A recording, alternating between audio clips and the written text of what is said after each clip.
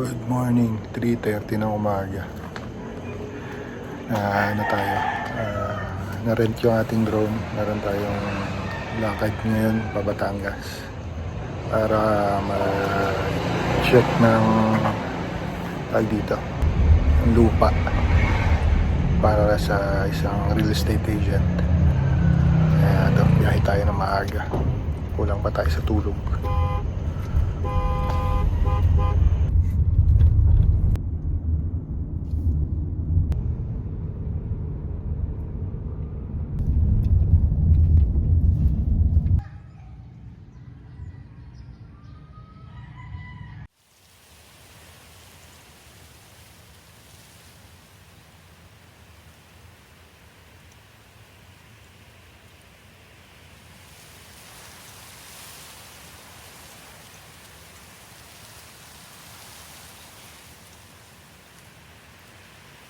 So, dito kami ngayon sa Sugbu, sa parang Barangay Look din yata to. Tapos na akong kumuha ng shots para sa real property nga, yung sa property na pinakunan sa akin, para makita yung tamang sukat ba. Ito yung tamang sukat ng hindi man sukat, yung aerial view mismo ng lupa. Tagal na ako nagaganito, kahit yung unang drone ko na Spark. Yun na yung ginagawa ko. Natawagan niya ako kapag meron siyang titignan lupa, so makita ng mas malinaw sa aerial view nga ng lupa, kung ano yung nakakasakop, kano kalaki talaga. Dati nagkapunta pa kami Porac, Pampanga, parating pa kami dun dati. Karamihan naman dun sa, meron pa nga parang tabi ng NLEX, nabili yata yun ng San Miguel. Tapos dito nga sa lugar na to, yun nga, kahit kung sa sinabi ko sa unang vlog, yung vlog ko dito dati, kailan ba yun? Pupunta ako sa Kubunuto. Karamihan nga dito, property na ng SM. Sila yung bibili, kahit hindi lang yung bundok, pati yung mga nasa patag, karamihan na SM na yung may-ari.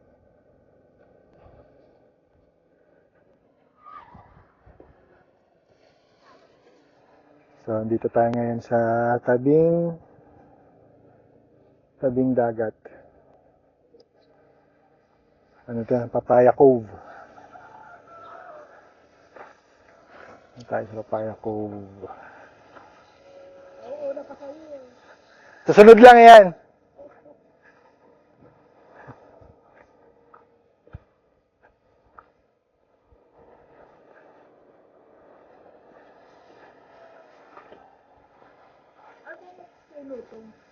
To?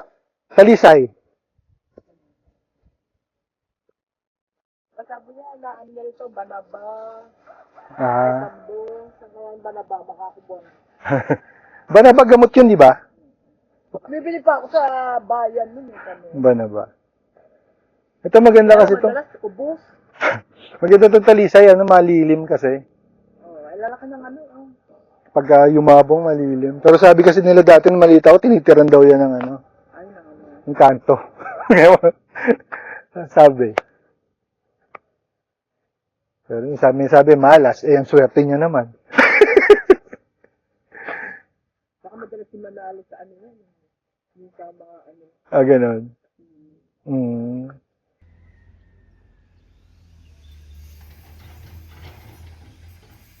Nakikita niyo sa kabilang side na yan. Yun yata yung gagawin na.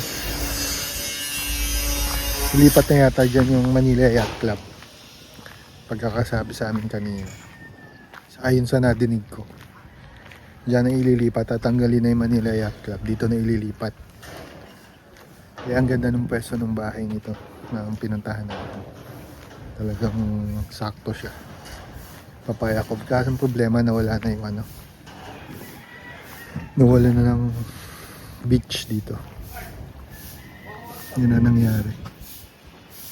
Hindi tayo makapag-aerial, nakakahiya eh. Hindi ko makunan yung cove mismo. Tignan nyo na sa mapa, Papaya Cove. Nine-develop na. Ang laki ng property, no? Nakita mo na. Hindi, yan lang. Ito palang harap eh. Ang ganda na eh.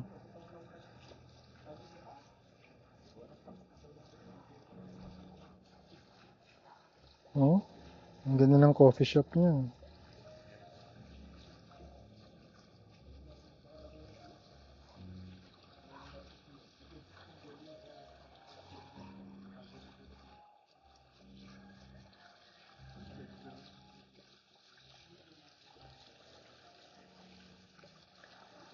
Ang coffee shop.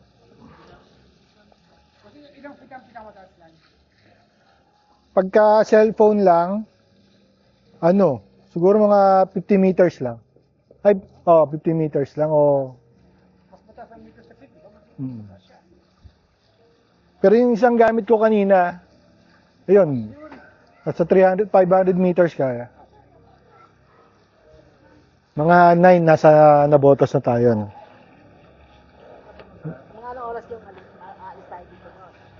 Ano, mga 4 na oras biyahe.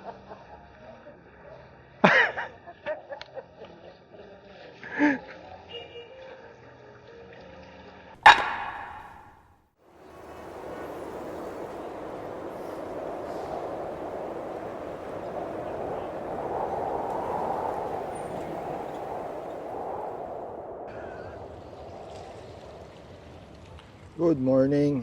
Dito tayo ngayon sa C4 Nabotas Bay Walk. Ayan, ang kahabaan niyan, yan yung seawall. Hanggang doon yan sa dulo ng Nabotas, sa Tangos. Hanggang Tangos Nabotas yan. Tapos kaputol nun yun sa amin, lugar na namin. As usual, meron tayong ngayon, activity. Para sa Nabotas Day, nag-arkila uli ako. Rent para sa aerial shot. For this day, for this morning, merong clean up dito. Nabotas clean up. Nabotas. Basta may clean up sila, activity na part ng week-long celebration ng Nabotas Day. Good morning, everyone. Another sideline for this day.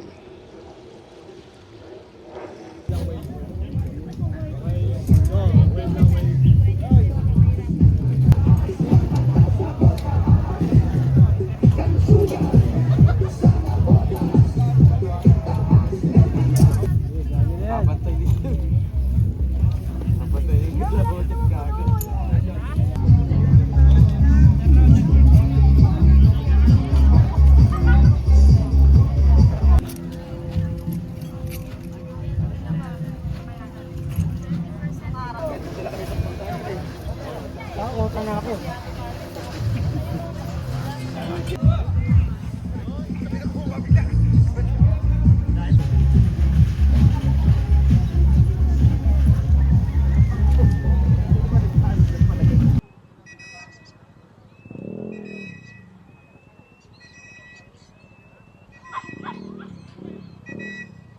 Good morning, dito tayo ngayon sa Baywalk. Bali kahapon, pakita ko na lang sa inyo, update ko lang. Meron tayong shot kahapon, ng sideline uli, Pangisdaan Festival, street dance dito sa Nabotas. Part pa rin yun ng week-long celebration ng Nabotas Day. So ngayon dito tayo sa Baywalk nga. Yung nakikita nyo yung pinakita ko kanina, mga ibon na bumabalik, nakalimutan ko tawag doon. Anong ibon yun? Yung meron silang whistle para bumalik yung mga ibon. May lalapitan natin. Kuha tayong shot doon. So update lang to para dito sa papakita ko kung mga sideline ng shot. Clips lang to ng mga sayaw ng mga bata, ng mga participants sa Pangisdaan Festival street dance. Good morning everyone.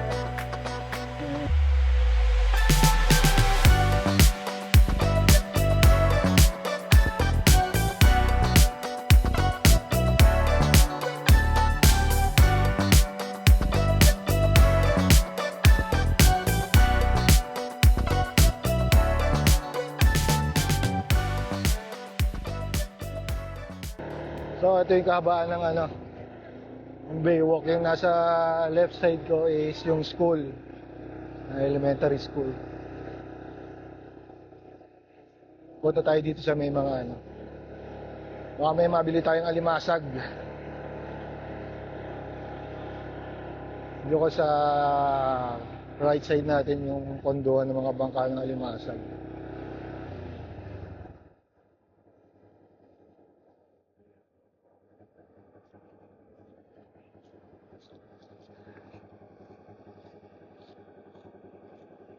Sa kaliwa.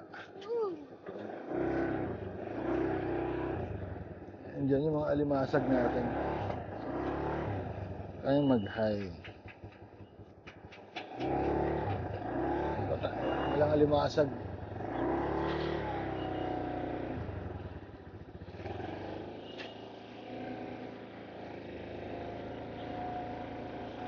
Balik na tayo. Ito kasi maganda bumili ng alimasag, mura eh. Pagka dito pa.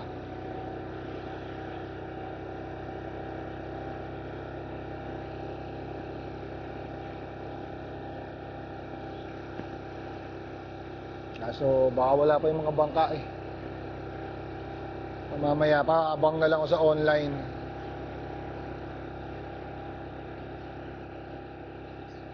Abangan na lang.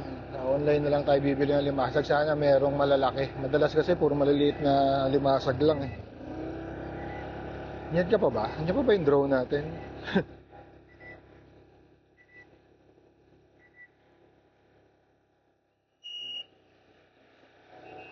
Alex. Ngayon ko naririnig yung nagwi-whistle. Tinatawag nila baka ayaw nang bumalik ng ibon nila. Pero ganyan, ayaw bumalik ng ibon, ang tawag sila ng tawag. Oo, ginagaya ko sila ibon. Ah! Oo.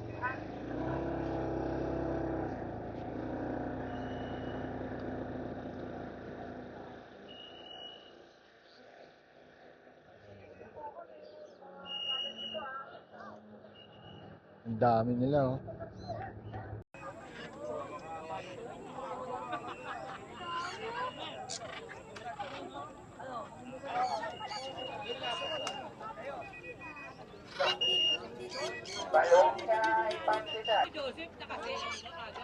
Hindi niya natanggal yung Liz. African Grey, ang tawag. Ganda.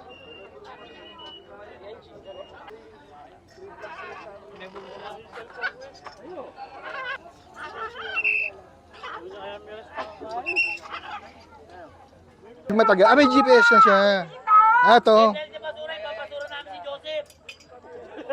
Ganda. Nasa magkano yan, kuya? 300 plus. Na second hand sasakyan na yun, ah. Ay, nagbi-breed ka rin yan, kuya? Ay, hindi. Ano lang talaga ako pang breed line. Ano lang, libangan. Libangan lang. Saka matagal pa sila bago ma-breed. Ganda. Nakagat niya. Yung blue and gold may 6 to 7 pero yung mga hybrid 15. Ah, 15? Ang breeding age is Scarlet 15 years. Parang ay nangininga yan, Pedro. Kaya nga po, wala yung Blue and gold yung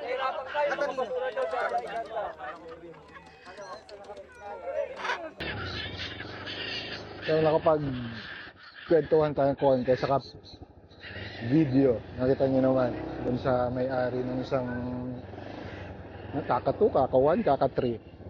Hindi ko alam, nakalimutan ko yung tawag. May ibang klase siyang ibon tapos 300,000 ang isa. Tapos nasa 15 years. Bago, yung parang training ba? Parang ganun. 300,000, my God. Second hand na sasakyan, di ba?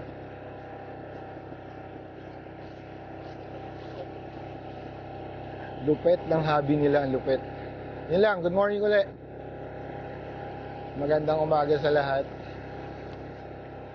Ngayon darating tayo dito sa may tayo dito, yung pabahay na ginagawa.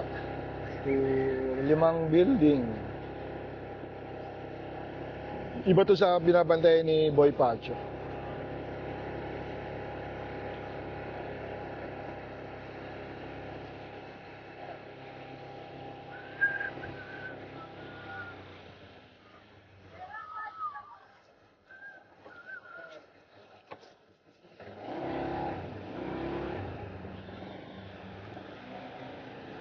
Dito tayo.